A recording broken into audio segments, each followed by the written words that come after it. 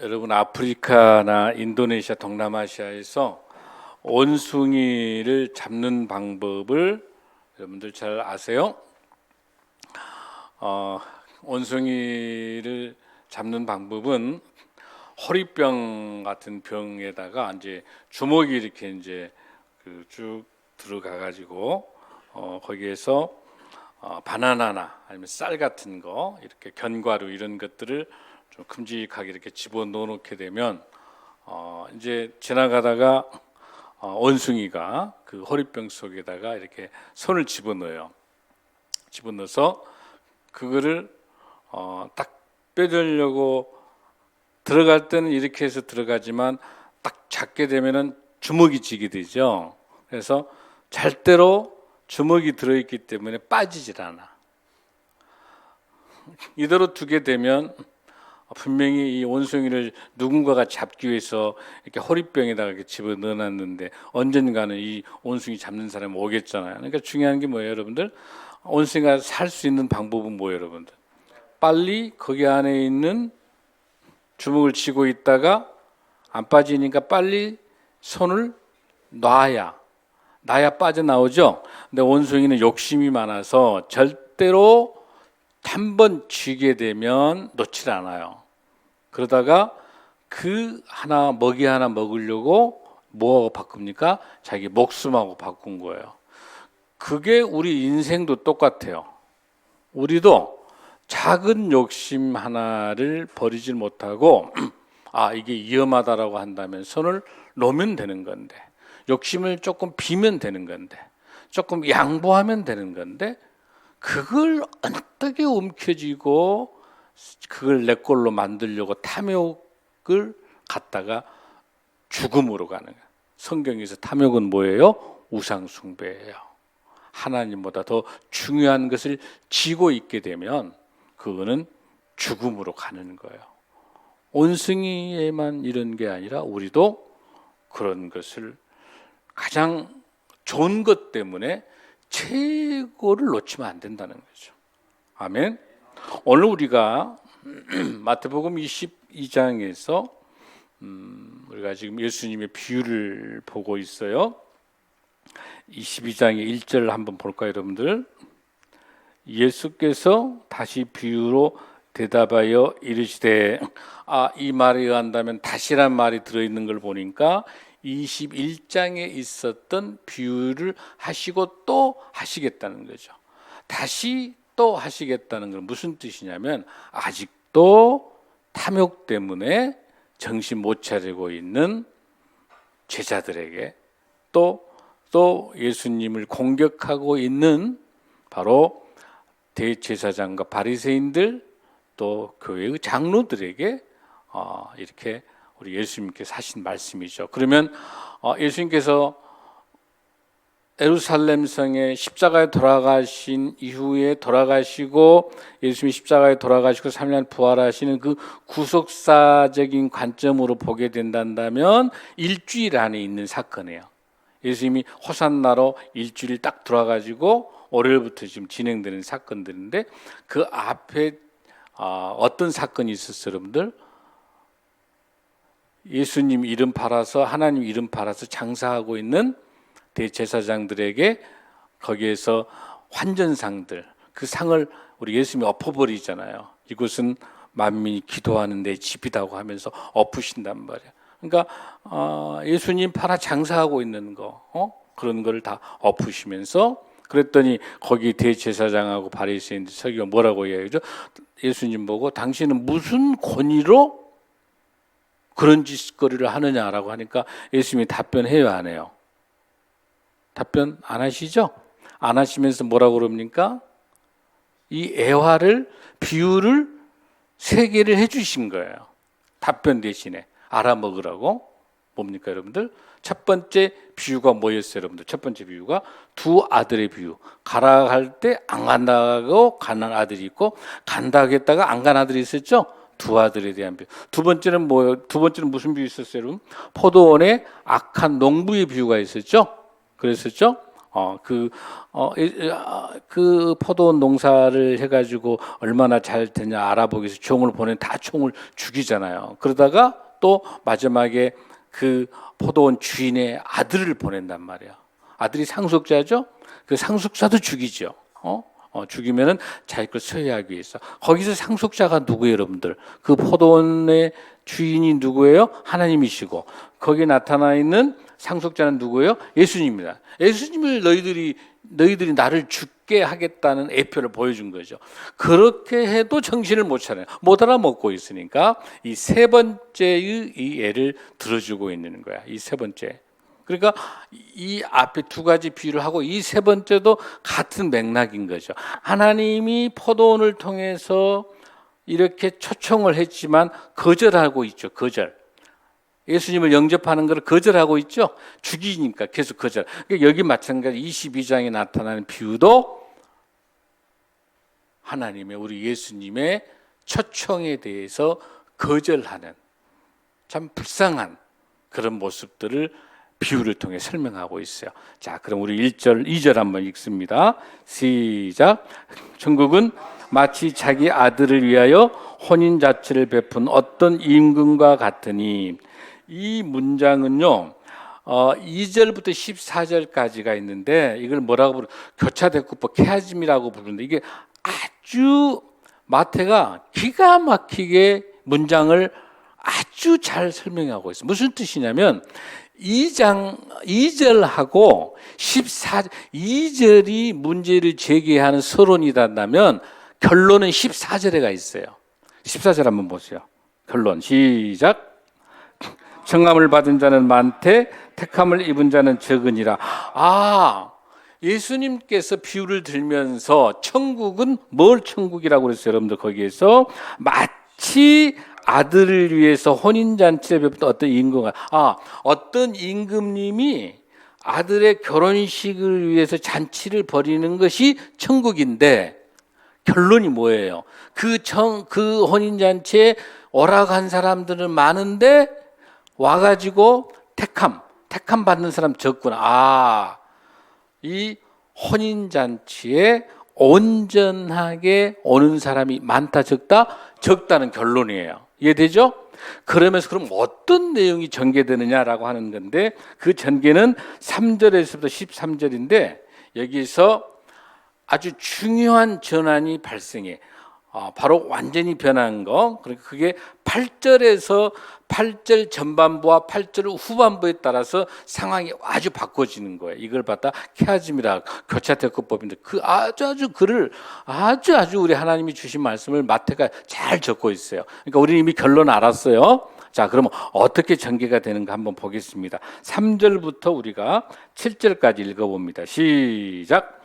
그 종들이 보내어 청한 사람들을 혼인잔치에 오라 하였더니 오기를 싫어하거늘 다시 다른 종들을 보내며 이르되 청한 사람들에게 이르기를 내가 오찬을 준비하되 나의 소와 살진 짐승을 잡고 모든 것을 갖추었으니 혼인잔치에 오소서 하라 하였더니 그들이 돌아보지도 않고 한 사람은 자기 밭으로 한 사람은 자기 사업하러 가고 그 남은 자들은 종들을 잡아 모욕하고 죽이니 임금이 노하여 군대를 보내어 그 살인한 자를 진멸하고 그 동네를 불사르고. 자, 거기 7절까지만. 무슨 뜻이냐면, 이제 왕이 이 혼인잔치를 하게 되면은 이제 항상 혼인잔치 할 때 두 번 불러요. 한 번은 몇 월 며칠 날 우리 잔치하니까 많이 오세요 하고, 우리 대흥동 마을축제 지금 프랑카드 붙어 있죠. 9월 27일 날 한다고 이렇게 혼인잔치 한다고 공지를 한번 하는 거예요. 자, 한번 알렸어요. 자, 두 번째 알려줄 때는 진짜로 어떤 대상이 와라 라고 알려주는 거예요. 근데 여기서 뭐라고 돼 있어요? 여기서 뭐라고 돼 있죠? 혼인잔치에 처음에 오기를 싫어해. 종들을 처음에 한번 보냈더니 처음에 왔던 사람들은 안 온다 그래요. 안 온다 그래요? 야, 근데 왕이 잔치를 하는데 안 온다는 사람, 이거 무슨 배짱입니까? 근데 어쨌든 안 온다고 그래요. 근데 다시 한 번 더 두 번째 종을 보냅니다. 종을 보냈더니 뭐라고 그럽니까? 자, 핑계를 대. 나의 소와 살진 짐승을 잡고 모든 것을 갖추었으니 혼인잔치에 오소서라고 이렇게 하는데 뭐라고 핑계댑니까? 한 사람이 자기 밭으로, 나는 밭에 가서 그 어떤 곡식을 해야 되기 때문에 못 온다고 그래. 핑계를 대는 거야. 사실 근데 이미 그 밭을 사기 위해서는 이미 그 밭의 규격이 어떻게 돼 있고 규모가 어떻게 이미 다 알고 있는 내용이죠. 안 가려고 변명하는 거란 말이야. 그렇죠?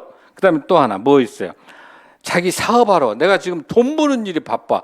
지금 내가 가서 사업을 해야 되기 때문에 내가 비즈니스 해야 되니까 바빠서 그 잔치에 못 가겠어요. 이렇게 핑계를 대는 거죠.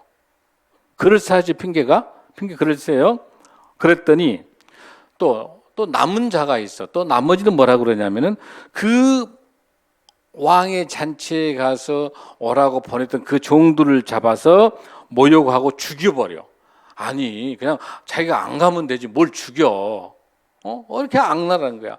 자기를 귀찮게 한다고 죽이는 거야. 그랬더니 임금님이 화가 나요, 안 나요?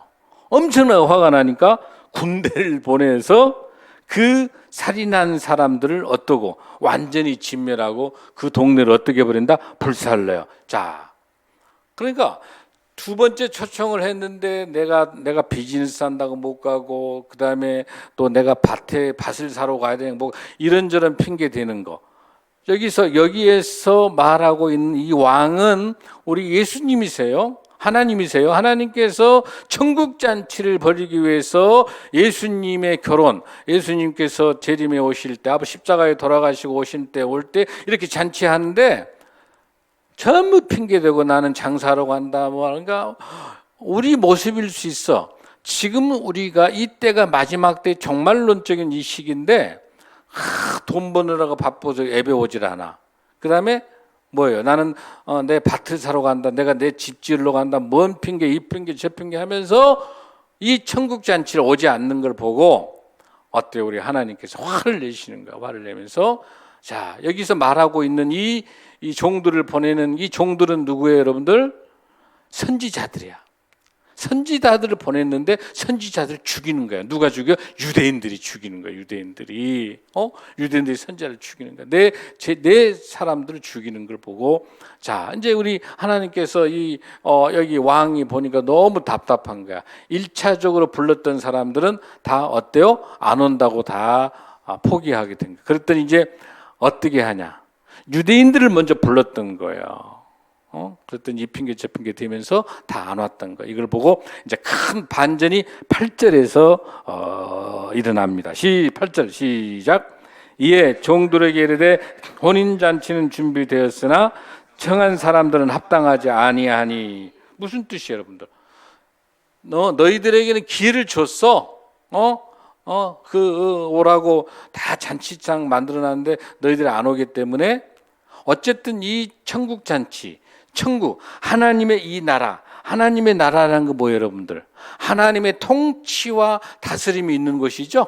하나님의 통치가 있고 하나님의 다스림이 있는 것이 천국인데 그게 하나님 나라인데 하나님의 다스림, 하나님의 보호하심, 하나님의 은혜 가운데 있는 그곳을 하나님께서 하나님 나라를 만들고 천국을 표시하고 있는데 이렇게 잔치를 베풀어도 아무도 오지 않으니까 먼저 유대인들에게 기회를 줬는데 오질 않아. 그러니까 하나님께서 이제는 방법을 달리하셔요. 어떻게 하신가 보십시오. 자, 8절에서 자 9절로 갑니다. 시작. 네 거리 길에 가서 사람을 만나는 대로 혼인잔치 청하여 오라 한대. 10절 시작. 종들이 길에 나가 악한 자나 선한 자나 만나는 대로 모두 데려오니 혼인잔치 손님들이 어쩐다? 가득 찬지라. 자, 먼저 유대인들에게 복음을 전했는데 안 오니까 어떻게 한다? 이제는 이방인들에게 모두 다 누구나 와라. 착한 사람이나 악한 사람이나 누구나 다 오라고 이제 다 하니까 지금 현재 잔치집에 어때요, 여러분들? 이제 손님이 바글바글 하죠. 자, 그 중에 손님이 누가복음에 나타나는 손님들은 이런 손님이 나타나요. 누가복음에 이런 손님이 나타납니다. 누가복음 14장 21절에서 쭉 보면은 자, 9절에 이렇게 너희는 네 거리로 나가서 여기서 이렇게 설명합니다. 가난한 사람들. 자, 누가복음은 그 사람들이 구체적으로 나타납니다. 가난한 사람들. 연애의 초청을 먼저 못 받았던 사람들이에요. 자, 누가복음 14장에서 다시 몸을 잘 쓰지 못하는 사람들. 이거는 결혼도 못하고 혼자 애롭게 살아가는 사람들이에요. 그 다음에 압을 보지 못한 사람들. 압을 잘 보지 못하니까 장사를 잘 못해. 그런 사람들. 그 다음에 다리를 저는 사람들. 밭을 갈지 못하죠. 이런 사람들. 그러니까 이런 사람들은 정말로 이 왕이 도와주지 않으면 안 되는 사람들, 이런 사람들을 다 불러가지고 오게 하는 거죠. 그러니까 지금 현재의 왕의 잔치상에는 사람이 이제 많이 있다 없다? 많이 있어요 없어요? 많이 있죠? 이제 많이 있어요. 자, 이제 이걸 선수를 교체했어. 자, 이제 하객들을 교체한 거예요. 자, 누구는 제외되어 버렸어. 이미 유대인들은 제외가 지금 현재 돼 있어요. 자, 여기 나머지 있는 인원들이 들어왔어요. 그런데 문제가 발생했어요. 조건이 하나 있어요. 그 대신에 모두 다 올 수 있는데 그 당시에 중동의 눈으로 보는 거예요. 팔레스타인 예수님 당시에 이 잔치는 어떤 잔치가 있게 되냐면 2번 불렀는데 반드시 그 잔치에는 오만 사람들이 다 오니까 옷이 허름한 사람도 있을 거고 잘 사는 사람도 있을 거고 가난한 사람도 있을 거고 온통 여러 사람들이 있기 때문에 반드시 그 집 주인이 예복을 만들어 놔야 돼. 그러니까 그 예복을 다 그 집 주인이 준비해 놨다가 어떻게 해야 되죠, 여러분들? 그 오는 손님들 중에 가난하고 허름하면 너무 가난한 태가 나면 안 되잖아요. 그 사람에게 뭘 준다, 여러분들? 그 예복을 갈아입을 옷을 줘. 그 다음에 내가 엄청나게 잘 살아, 부자다. 자기가 여기다 금을 번쩍번쩍 거리면서 어때요? 이하감 조성되잖아. 필요 없어. 그 옷 벗고 뭐예요? 딱 정해놓은 예복, 유니폼을 다 입게 한단 말이에요. 이해되시죠? 이게 이 문화를 이해하셔야 돼. 이 본문을 이해하려면 그 당시 중동의 눈으로, 목사님이 왜 중동, 이 뜻을 정확하게 알기 위해서는 그 문화를 알아야 돼. 그 문화는 잘 사나 못 사나 다 옷을 벗어놓고 뭘 입어야 돼? 예복을, 잔치세배만 입을 예복을 누가 준비해 준다? 임금이, 주인이 준비를 해줘야 돼. 이해되시죠? 그런데 모두 다 10,000명이 다 예복을 갈아입었는데 한 명이 예복을 갈아입지 않는가? 왜 그럴까? 자기가 엄청나게 잘 사는 거야. 자기 옷이 너무 좋아. 계급장이 달렸어. 여기에 국회의원, 장관, 회사 사장, 이렇게 엄청난 거 있으니까 예복으로 갈아입으면 자기 신분이 어때요? 드러나질 않아. 자기를 이 잔치에 와가지고 왕이 잔치에 와서 자기를 자랑하고 싶은 거야. 그 한 명이 그 옷을, 예복을 안 갈아입는 거 한번 보십시오. 어떻게 하신가? 자, 11절 시작. 임금이 손님들을 보러 들어올세 거기서 예복을 입지 않은 한 사람을 보고, 12절 시작. 이르되 친구여 어찌하여 예복을 입지 않고 여기 들어왔느냐 하니 그가 아무 말도. 무슨 변명할 수 있겠어? 예복을 갈아입는 게 원칙이죠. 내가 대통령이도 옷을 갈아입어야 되는 거야. 누가든 이 잔치에 왔으면. 할렐루야. 그러니까 끝까지 버텨. 안 갈아입으니까 뭐라고 하냐. 13절 시작. 임금이 사환들을 말하되 그 손발을 묶어서 바깥 어두운 데 데려 던지라. 거기서 슬피 울며 이를 갈게 되리라 하리라. 지금 이 모습이 우리의 모습이 아닌지, 하나님의, 우리 주님의 천국 잔치하고 있는데 이 예복을 갈아입는다고 하는 게 굉장히 중요해요. 그럼 이 예복이 뭘 의미하는 거냐?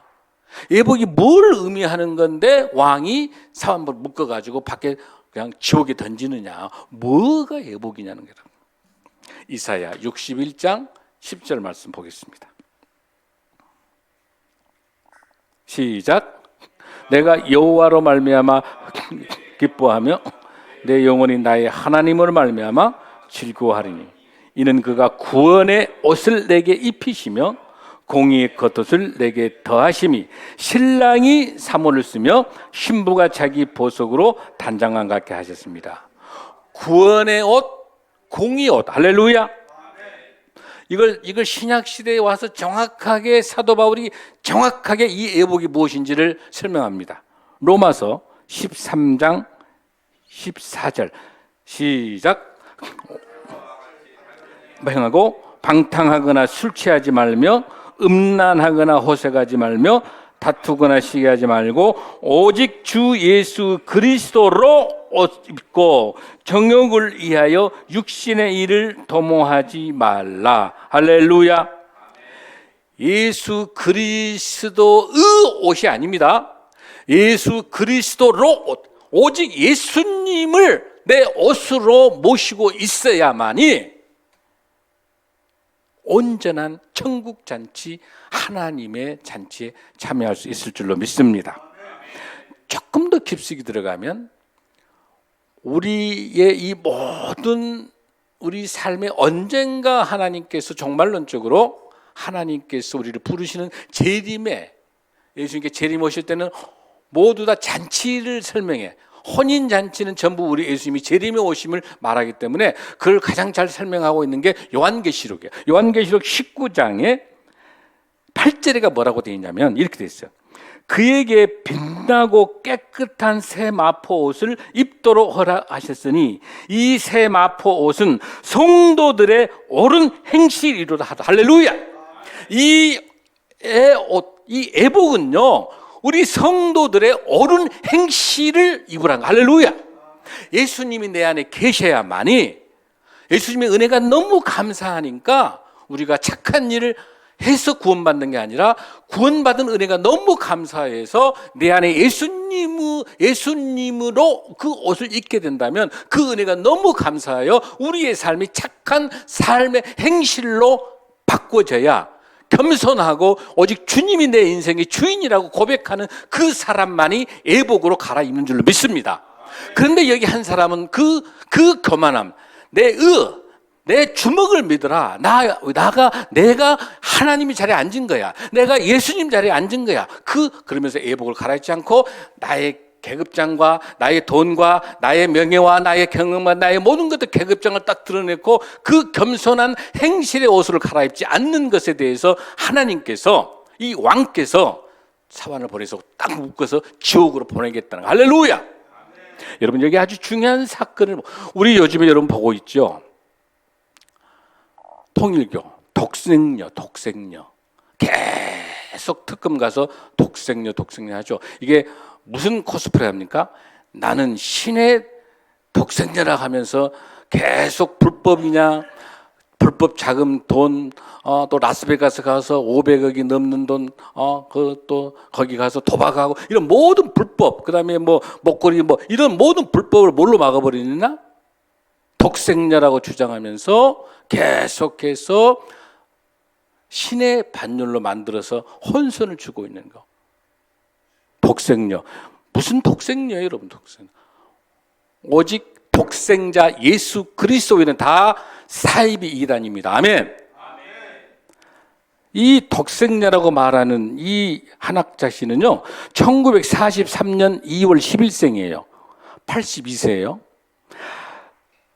비슷한 사입이단이 하나 있어요. 하나님의 교회에 있는 장길자라는 사람이 있는데, 이 어머니 하나님이라는 사람은 1943년 10월 29일생이에요. 그러면 어머니가 독생녀보다 나이가 적어.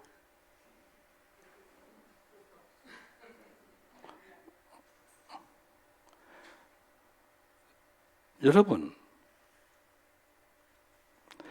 일본의 이 기시 노부스케라고 하는 그 아베 신조의 통일교 그 외손자가 아베인데, 이번에 사건이 일본에서, 그래서 통일교 해산 명령이 떨어졌잖아요. 그 모든 돈들이 한국으로 다.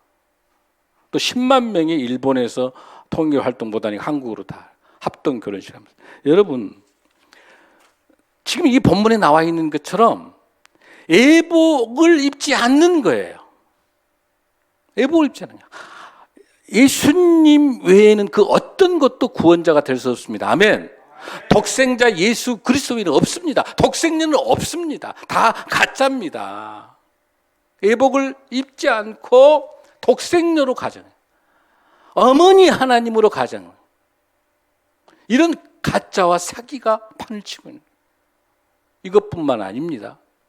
우리 신앙생활 하면서 굉장히 거드름 피우는 거예요. 내가 성경을 많이 알고 있다고, 내가 뭔가 교회를 오랫동안 다녔다고, 그러면서 세상 사람들에게 손가락질 받는 거죠. 다 자기 자랑, 자기 교만, 그 애복으로 갈아입지 않으면 하나님께서 어떻게 하십니까? 슬피 울고 이를 갈 수밖에 없도록 하나님께서 던지신 줄로 믿습니다. 골로새서 3장 5절 말씀 10절에서 보니까 새 사람을 입었으니 이는 자기를 창조하신 이의 형상을 따라 지시기까지 새롭게 하라. 새 사람, 우리는 예수 그리스도가 내 안에 있기 때문에 새 사람인 줄로 믿습니다. 할렐루야. 오늘 여기서 우리가 아주 중요한 본문 중에 하나 봐야 되는데, 오늘 아까 제가 말씀한 것 중에서 이 애복이라고 하는 것이 뭐라고 그랬어요, 여러분들? 아까 하나님께서 우리에게 주신 행실이라고 설명했죠. 하나님께서 우리에게 주신 행실이라고 설명했죠. 성도들의 옳은 행실이라고 이야기했죠. 성도들의 옳은 행실. 이거는 무슨 뜻이냐면, 저 잘 보십시오. 오늘 설교 굉장히 중요해요. 이 애복을 어떻게 입을 것이냐, 애복을 어떻게 입을 것이냐. 저와 모두 다 천국잔치 하나님께 부르실 때 애복 입고 가야지죠. 할렐루야. 어떻게 갈 것이냐. 여기 본문에 나와 있는 것처럼 뭐라고 그랬죠, 여러분들? 성도들의 옳은 행실인데, 이거를 정확하게 정리합니다. 구원이 주는 믿음의 행실이에요. 이해되세요? 구원받는 자만이 받을 수 있는 믿음의 행실이에요. 아멘. 예수님이 없는 사람에게는 이런 믿음의 행실이 있을 수가 없는 거예요. 예수님이 안 계시면, 아까 제가 본문에서 쭉 여러분들하고 읽은 것처럼 어떤 행동들을 한다고 아까 나왔어요, 본문 속에서. 거짓과 음욕과 탐욕과 이 세상의 모든 죄악들이 스물스물 들어오는 거예요. 뭐가? 내 안에 예수님이 계시지 않으면 언제 저와 여러분도 다 똑같아. 모두 다가. 그러니까 이 세상에는 딱 두 가지. 회개할 수 있는 사람과 회개하지 않는 죄인. 회개하는 죄인이 있고, 저와 여러분은 다 죄인인 거예요. 다 죄인이. 그러나 우리는 회개하는 죄인으로서 내 안에 예수님을 주인으로 모시는 죄인이고 용서받은 자고, 지금도 죄가 있음에도 불구하고 끝까지 회개하지 않는 그런 죄인이 있는 거죠. 저와 여러분은 회개하는 죄인인 줄로 믿습니다. 그런다고 본다면 성도들의 옳은 의식, 회개하고 그 회개가 계속 줄어들고 계속 점점점 줄어들고 해서 재림 때까지 가야 되잖아. 할렐루야. 계속해서 죄만 반복할 수가 없는 거니까. 사랑하는 성도 여러분, 오늘 이 본문에 있는 것처럼 마지막 14절이 결론입니다. 자, 오늘 이 본문의 결론은 14절입니다. 시작.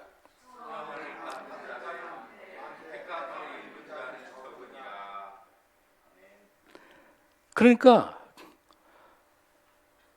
우리 왕의 이 잔치에 다 온다라고 해서, 모두 다 온다라고 해서, 청한다고 다 해서 다 그 잔치에 축하객이 될 수 있다 없다? 될 수 없다는 사실. 그 중에서 누구는 애복을 입지 않는 사람은 택함을 받지 못했잖아요. 그러니까 모두 다 교회를 나온다고 해서, 모두 다 예수님을 나의 구주라고 고백한다라고 해서 내 삶의 모습 속에서 믿음의 삶의 예배자로 살지 못하면, 하나님의 영광을 가린다면, 여기 본문에 있는 것처럼 애복으로 갈아입지 않는 사람과 같기 때문에 아무리 다 청함을 받았다 하더라도 택함 받은 자는 될 수 없다는 사실이에요. 무서운 이야기예요.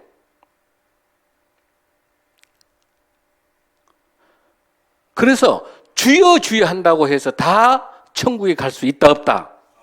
없다는 사실을. 주여 주여 한다라고 해서 다 천국에 갈 수 없다는 사실이에요. 뭐라고 하나님께 설명하고 계십니까? 주님께서 우리 삶의 현장에서 구원받은 자로서 우리 삶에서 정말 우리 교회가 주어져 있는 우리 집사님 기도한 것처럼 고독생 프로젝트를 그냥 프로젝트로 이름을 걸고 한 게 아니라 하나님이 가장 기뻐하신 이 사역, 우리 교회가 맡고 있는 이 사역이 하나님께서 우리에게 주신 최고의 축복의 통로인 줄로 믿습니다. 마태복음 25장에서 지극히 작은 자에게 목마르고 배가 고프고 헐벗고 병들고 감옥에 있을 때 찾아보는 자가 지극히 작은 자의 한 것이 내게 한 거라고 말한 그 하나님의 우리 예수님의 말씀 주신 것처럼 우리에게 지극히 작은 자를 보내주신 것에 대해서 정말 감사하고 하나님의 그 은혜로 이 사역을 감당할 수 있는 우리 교회가 얼마나 감사한 줄 모릅니다. 할렐루야.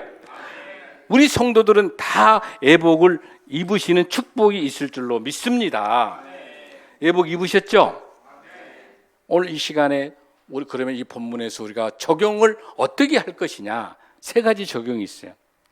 중요합니다. 하나님의 나라는 많은 사람이 초청을 받지만 그 많은 사람이 다 응하지는 않는다.